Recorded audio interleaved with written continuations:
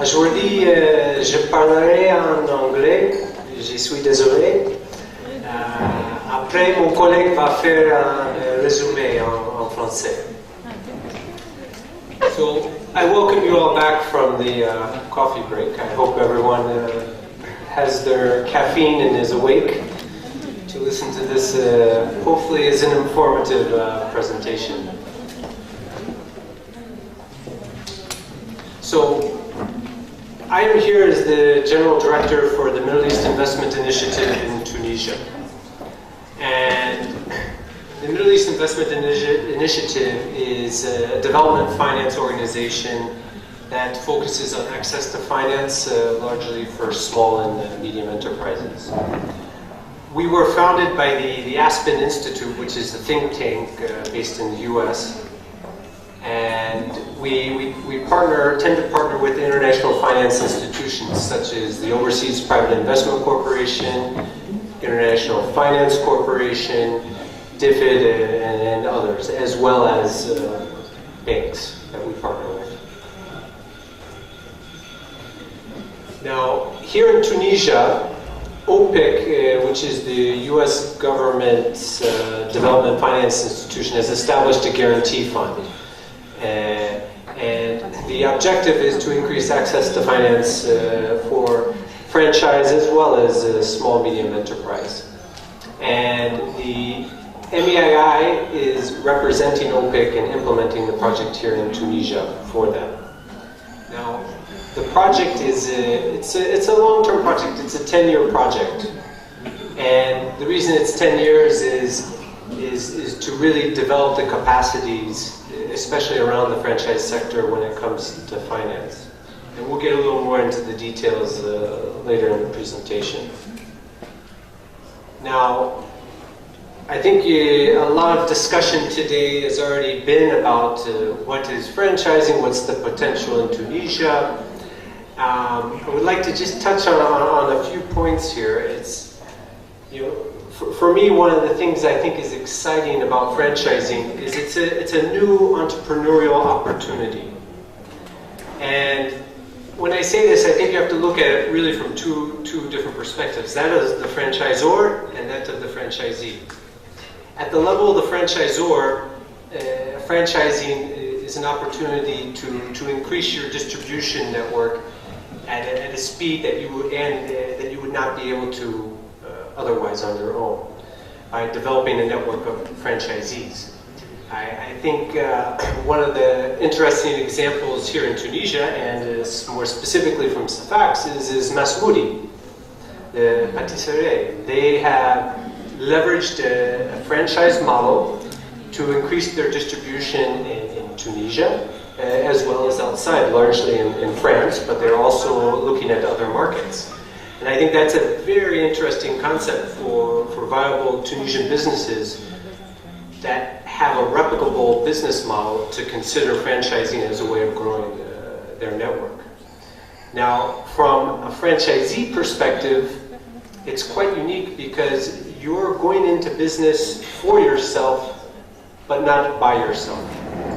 You have a partner, aka the franchisor, and you are going in and not having to start everything from scratch. You're receiving training, you're receiving the know-how of how to implement this project.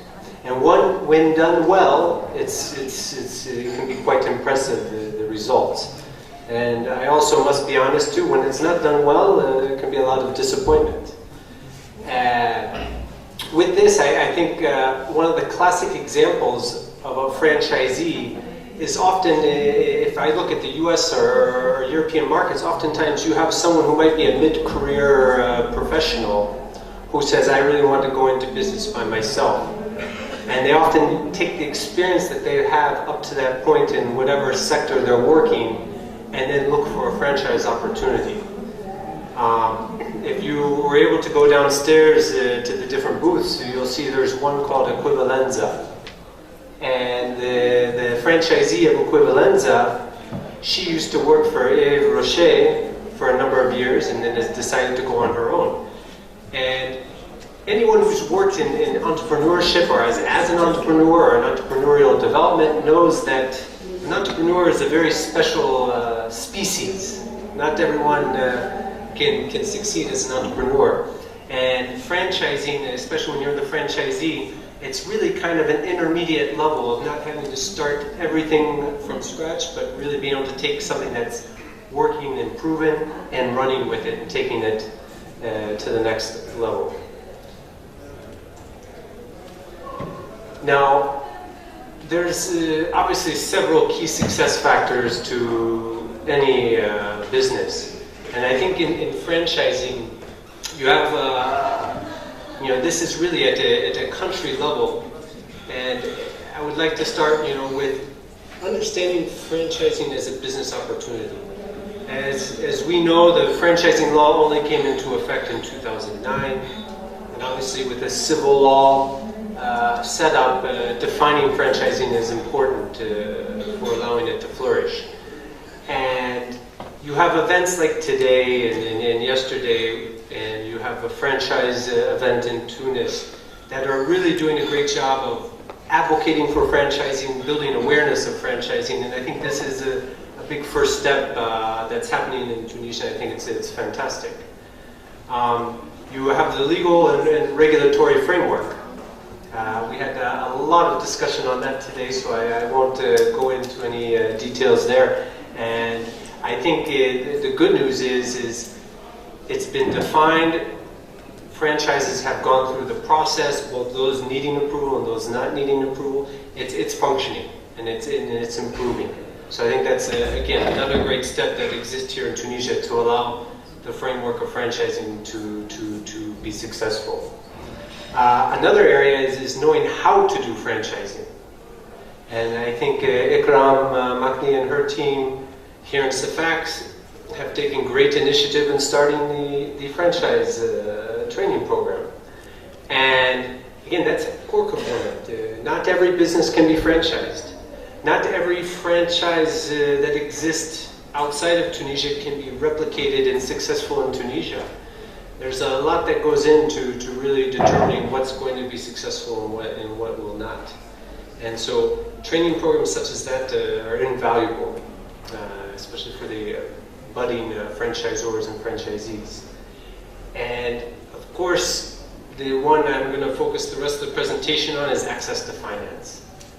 If you don't have the access to finance, oftentimes everything else, you get to that last point, and if you don't have the finance, then you can't properly launch your initiative. Now, in finance, you have some pretty traditional challenges that exist here in Tunisia, that exist across the Middle East, North Africa, and exist in really most of the world. And anyone who's tried to access credit will know that there's often a big demand for guarantees. It's not uncommon that 1.5 times the loan value is demanded as a guarantee. And often that is in the form of real estate. And so if you're a business that lacks real estate collateral, you might have a hard time accessing finance. We also saw a little earlier about the equity side, which I think is obviously another area that is very key, but we already had a nice talk about that this morning, so I won't go any further on that. The ability for a bank to assess a small medium enterprise or a franchise is often a challenge as well.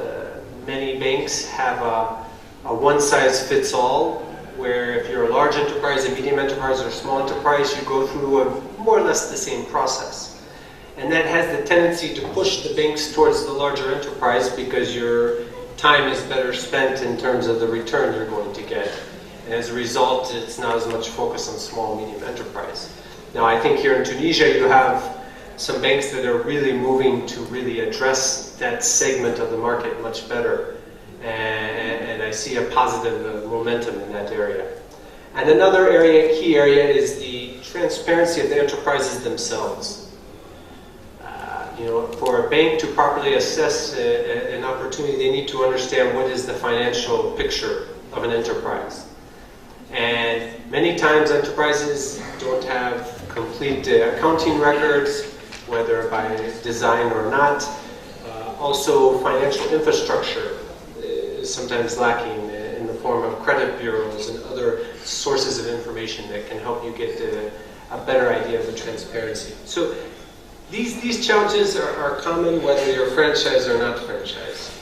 And then when you get into franchise finance, you have a whole other layer that you have to understand how to assess. And that is the franchise network, the franchisor principally. And how to assess what is the success of this franchise network, what is the success of its franchisees in different markets. You know, one of the challenges for Tunisia is, as I was alluding to earlier, if you're looking at a foreign concept, what makes you believe it's going to work in Tunisia? And perhaps there's other markets you could look at as proxies, such as Morocco, to say, has that franchise entered Morocco, was it successful there? And getting a better understanding of the likelihood of success. Obviously, there's your own market research that needs to go into understanding the success factor in this market. Another key thing is the true value of a franchise business is really defined by its cash flows. Many franchises are service-oriented businesses that aren't asset-heavy, and thereby, A, you don't have the assets to collateralize all the time, and B, the ability to really evaluate the business, you need to understand how the cash is flowing through the business and what it's generating. And so the ability to really understand the financials of a franchise is fundamental to understanding if it's a viable entity. Now, this leads me to come back to the program, the 10-year OPIC program here in Tunisia. And it's a fund of guarantees, so we're focused on the credit side of the equation. And what we're doing is we know that franchises are going to lack collateral in most respects, and that it's a big demand in the market. So the guarantee is designed to help alleviate that problem, to help the banks become more comfortable with a segment of enterprises that they may not be comfortable with otherwise. So this is really to help them get over that hump. Now, in addition to the guarantees, the partial guarantees we offer to the private banks here in Tunisia, we also have a technical assistance program.